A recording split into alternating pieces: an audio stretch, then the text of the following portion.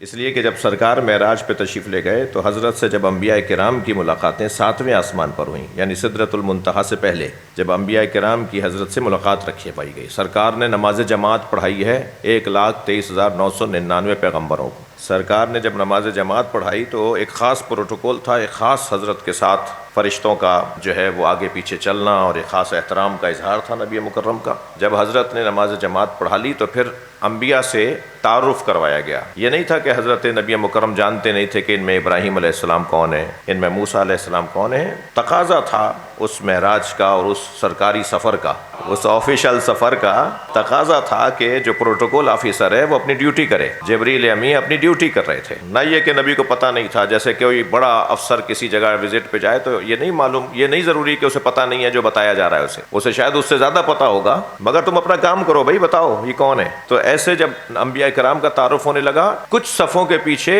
انتہائی حسین ایک شخصیت نظر آئی جو نبیوں کے صفوں میں تھا۔ تو سرکار نے اس سے پہلے کہ میں نے یہ روایت پچھلے اس میں بھی دور میں بھی تھا کہ میں اس کو بیان کروں مگر نہیں کر پایا تھا، اور اس کے راوی بھی امام جعفر صادق علیہ السلام ہے، اللہم صل علی محمد وعلی۔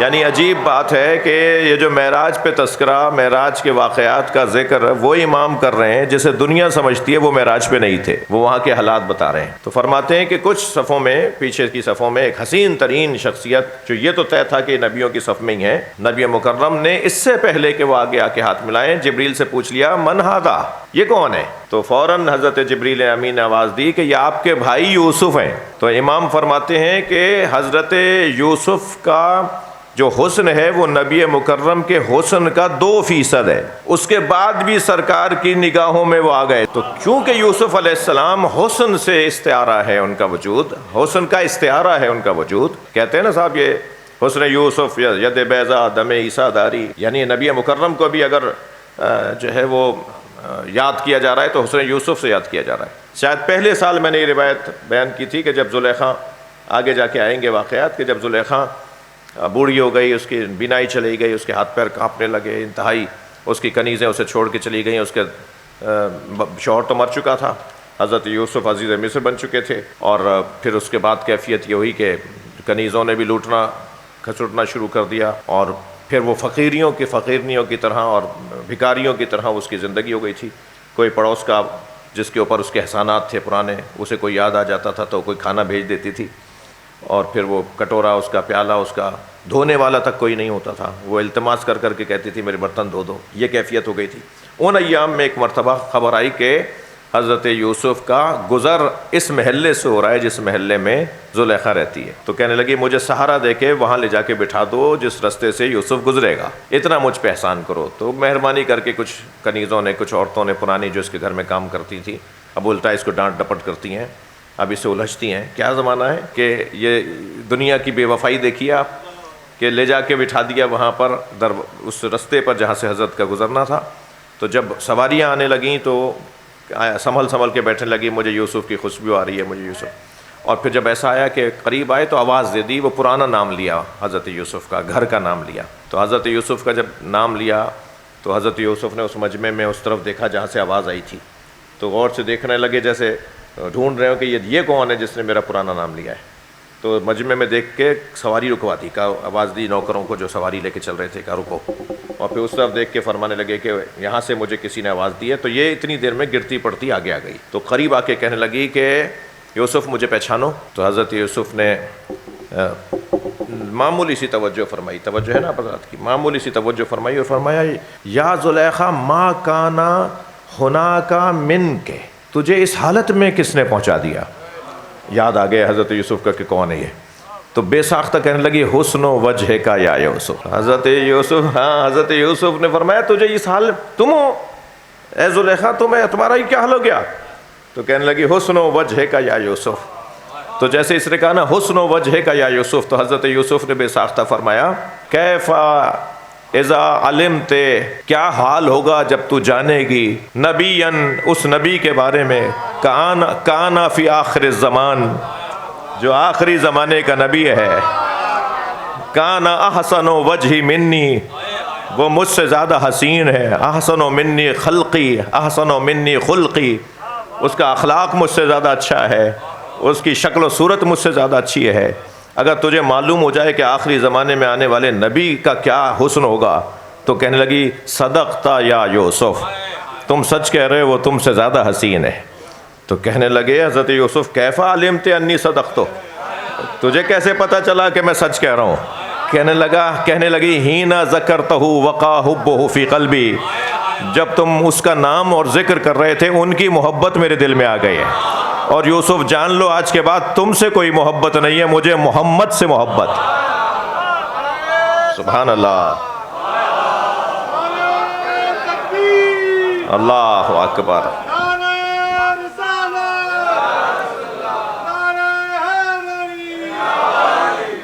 مجھے اس سے محبت ہے جس کا تم ذکر کر رہے ہو۔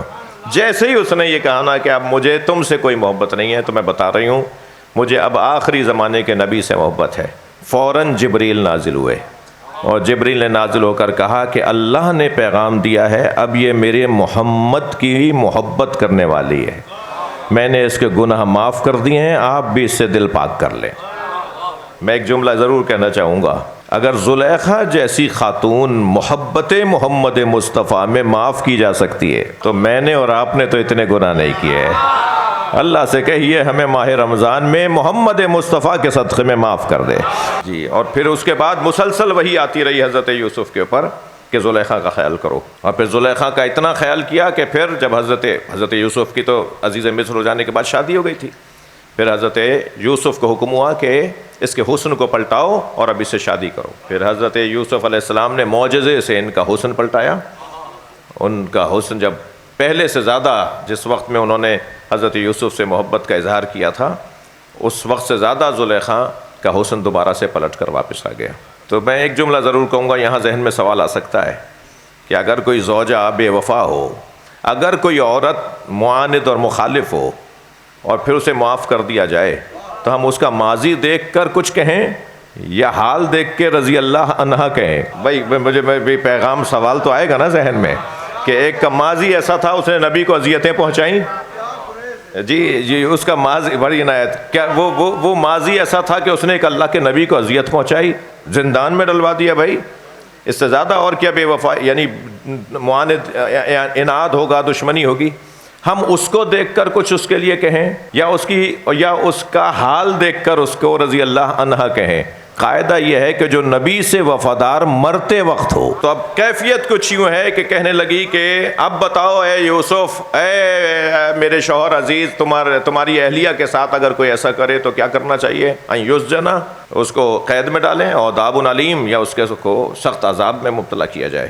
قالا، تو حضرت یوسف علیہ السلام نے اپنا دفاع کیا، یا راودتنی عن نفسی، اس نے مجھے اس بات کی طرف بلایا تھا، میں نے کچھ اس طرح کی بات نہیں کی، قصور اس کا ہے۔ خاموش ہو گئے، ابھی سے زیادہ کچھ نہیں بولے۔ شہد شاہد من اہلہا، نوازش بھائی نے کل مجھے ایک میسج کر کے توجہ دلائی، ایک قول ضرور ہے کہ یہاں شہد شاہد سے مراد ایک سمجھدار، ایک بزرگ، ایک اچھی عمر کا زلیخا کے عزیزوں میں سے کوئی فرد تھا جو وہاں موجود تھا، یہ ایک قول ہے۔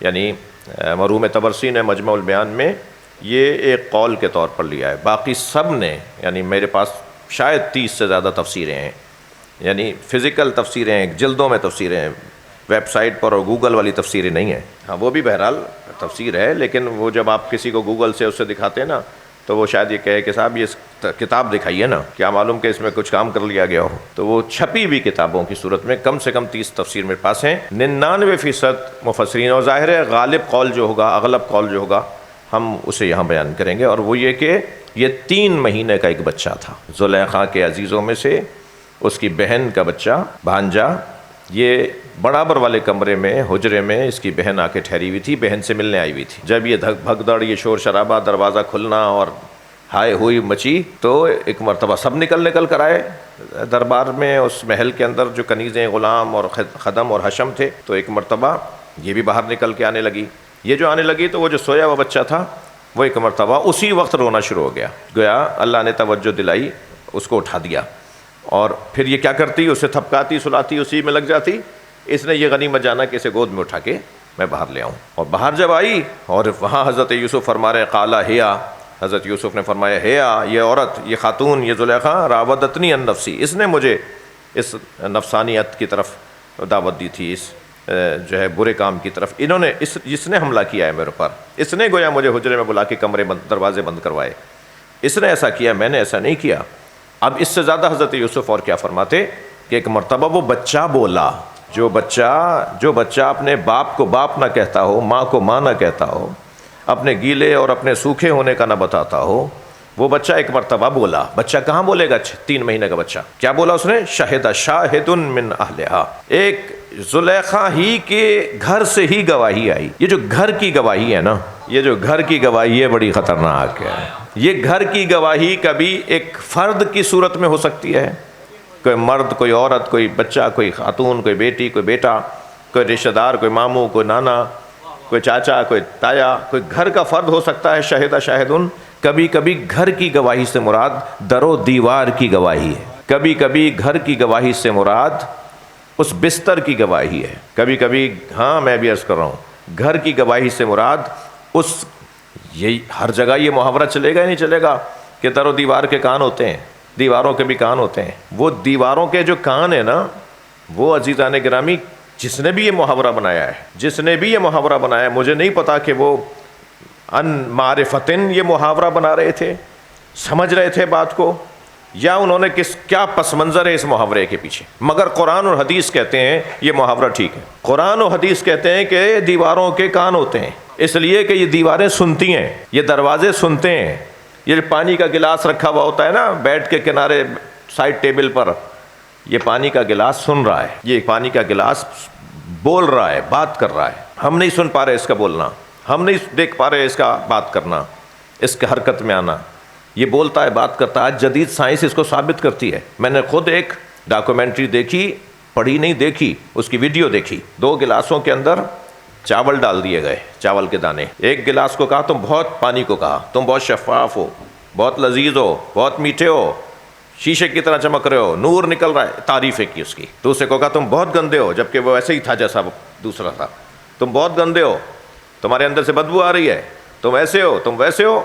اور دونوں کو ایک مخصوص جگہ پہ رکھ دیا گیا۔ جب معین مدت کے بعد ان کو نکالا گیا تو جس گلاس کے اوپر تعریفیں کی گئی تھی اس کے چاول پھوٹ رہے تھے، اور جس گلاس کو برا بولا گیا تھا اس کے چاول کالے پڑ گئے تھے۔ اسے برا لگا تھا، اس نے ری ایکشن دکھایا ہے، اس نے جواب دیا ہے میں گندا ہوں نا تو ہوں گندا، اور جس کی تعریفیں کی گئی اسے چاول پھوٹنے لگے۔ میرے اور آپ کے بدن میں پانی ہے، ہمارے بدن میں پانی نہ ہو تو میں نہ بول پاؤں نہ آپ سن پائیں۔ یہ جو اس وقت آپ کے اندر اتنی توانائی ہے کہ میری بات سن رہے ہیں اور میں اتنا مثلا بول رہا ہوں جو بھی جیسے بھی، یہ اس پانی کی وجہ سے، جیسے جیسے پانی ختم ہو جائے گا میں اور آپ گرنا شروع ہو جائیں گے۔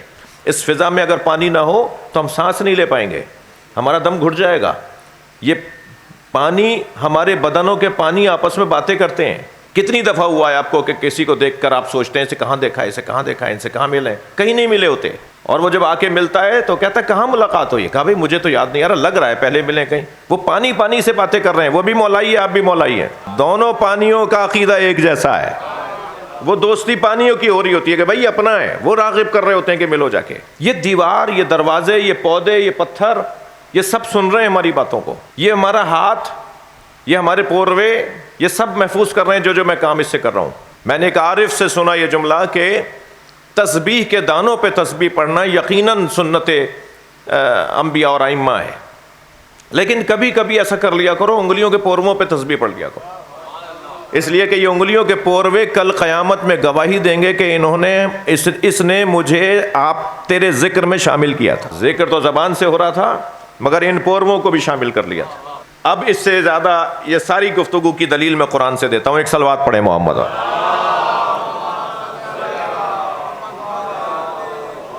اور دلیل یہ ہے کہ سورہ فصلت کے اندر 22ویں آیت میں اللہ ارشاد فرماتا ہے وَمَا كُنْتُمْ تَسْتُرُونَ أَن يَشْهَدَ عَلَيْكُمْ سَمْعُكُمْ وَلَا أَبْصَارُكُمْ وَلَا جُلُودُكُمْ۔ نہیں بچ سکتے ہو، نہیں چھپا سکتے ہو کام کو، گناہ چھپ نہیں سکتا، جھوٹ چھپے گا نہیں۔ زلیخا جھوٹ بول رہی تھی نا، کہہ رہی تھی اس نے حملہ کیا ہے، جھوٹ چھپے گا نہیں۔ کیسے چھپاؤ گے جھوٹ کو؟ اللہ کہہ رہا ہے قرآن میں تمہارے خلاف خود تمہارے کان گواہی دیں گے، تمہارے کان بولیں گے تمہارے خلاف۔ اس نے ہم سے سنا تھا، کہہ رہا ہے نہیں سنا، کہہ رہا ہے میں نے کوئی گانا نہیں سنا، کہہ رہا ہے میں نے کوئی غیبت نہیں سنی، کہہ رہا ہے میں نے کوئی تہمت نہیں سنی۔ کان کہے گا مجھ سے سنا ہے اس نے، جھوٹ بول رہا ہے، یعنی ہمارا کان ہی، قرآن کہہ رہا ہے ہمارا کان ہی ہمارے خلاف گواہی دے گا۔ ولا ابصارکم، آنکھیں کہیں گی میں مجھ سے دیکھا تھا اس نے، یہ کہہ رہا ہے نہیں دیکھا میں نے، جھوٹ بول رہا ہے۔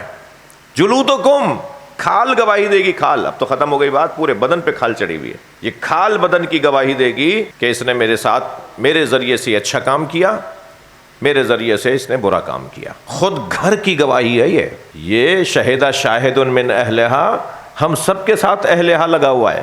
زلیخا کا جھوٹ چھپا نہیں، معاف کیجیے گا میرا جھوٹ بھی، کسی کا جھوٹ بھی نہیں چھپے گا، کسی کی نیکیاں بھی نہیں چھپیں گی۔ جس جگہ جب اللہ گواہی لینے لگے گا تو ہمارے ہاں تو گواہی غیر کی ہوتی ہے نا، میرے خلاف گواہی میرا غیر دے گا، مگر جب گواہی من اہلہا ہی ہو تو پھر کیسے اس کا انکار ہوگا؟ کیوں زلیخا کے جھوٹ کو جھوٹ مان لیا گیا؟ یعنی زلیخا کے جھوٹ کو مان لیا گیا کہ یعنی سچ نہیں مانا گیا، جھوٹ مانا گیا کہ جھوٹ بول رہی ہے، اس لیے کہ گھر سے گواہی آ گئی تھی، گھر سے گواہی آ گئی تو بات ہی ختم ہو گئی، اب اس کے اوپر بحث ہی کوئی نہیں ہونی، مان لیا گیا۔ ایسے ہی ہر شخص کے ساتھ عزیزو نہیں چھپ سکتا جھوٹ، جھوٹ بالکل نہیں چھپ سکتا۔ اور اس کا سب سے بڑا عنوان یہ ہے کہ یہ بدن میرا ہونے سے پہلے اس کا ہے جس نے اس کو بنایا ہے، جس کو اللہ کہتے ہیں۔ یہ ہاتھ اس نے دیا ہے، یہ آنکھ اس نے دی ہے، یہ کان اس نے دیا ہے، یہ زبان اس نے دی ہے، یہ میرا ہونے سے پہلے اس کا ہے جس نے اس کو میرا بنایا ہے۔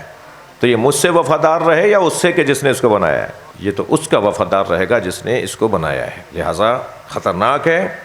اور یہ شہد شاہد من اہلہا، اس 3 مہینے کے بچے نے گھر سے، اگر گھر کا کیا بولتے ہیں، گھر کا بیدی، ہاں وہ والی کیفیت ہے کہ گھر کا بندہ گواہی دے رہا ہے، اب بچنا ممکن نہیں ہے۔ اور گواہی بھی اس نے ان حدثن دی ہے، ان حسن نہیں دی، اس نے آنکھوں دیکھی گواہی نہیں دی ہے، اس نے گمان تخمینہ اندازے پر گواہی دی ہے، اور اندازہ گمان تخمینہ اگر درست ہو تو اسے عدالت بھی مانتی ہے، گمان تخمینہ اگر درست ہو تو اسے عدالت بھی تسلیم کرتی ہے۔ ججز وکلاء کے دلائل کی روشنی میں فیصلہ سناتے ہیں نا، وکیل نے کوئی دیکھا ہوتا ہے؟ وکیل تو دلائل دے رہا ہوتا ہے نا، جج صاحب، وکیل صاحب، وکیل تو گواہیاں دے رہا ہوتا ہے نا، وکیل تو دلائل دے رہا ہوتا ہے نا۔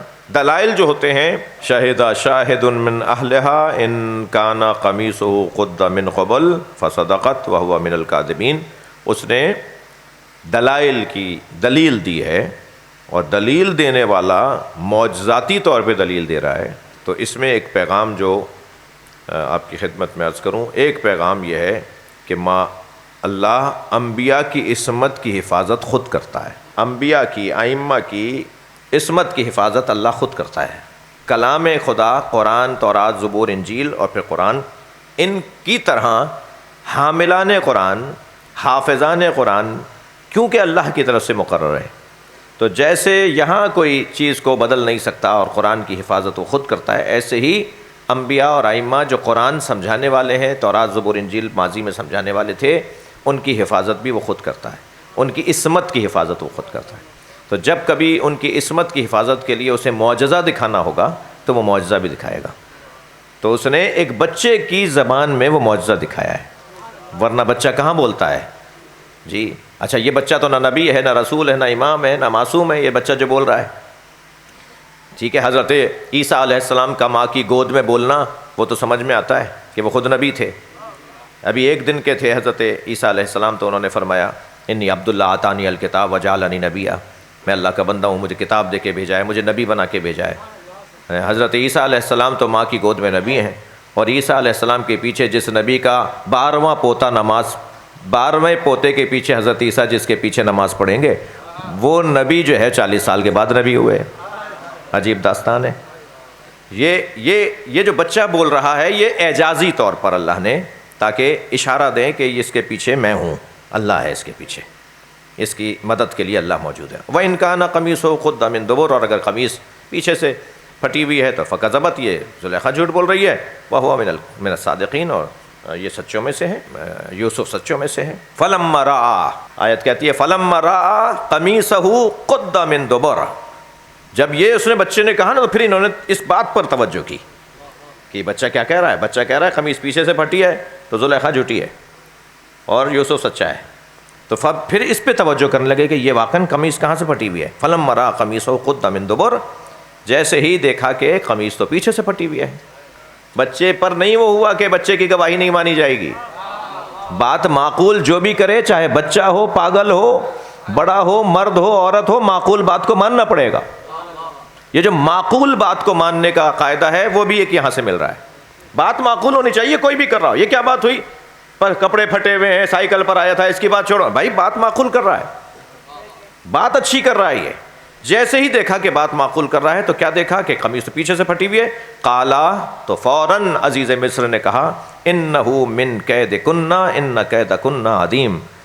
اے زلیخا، یہ بھی تیری چالوں میں سے ایک چال ہے. اور تم ساری عورتوں، اب میں ساری کا لفظ یوں کہہ رہا ہوں کہ قرآن نے ساری عورتوں کا کہا ہے، تم ساری عورتوں کی جو چالیں ہیں نا وہ بڑی عظیم ہے.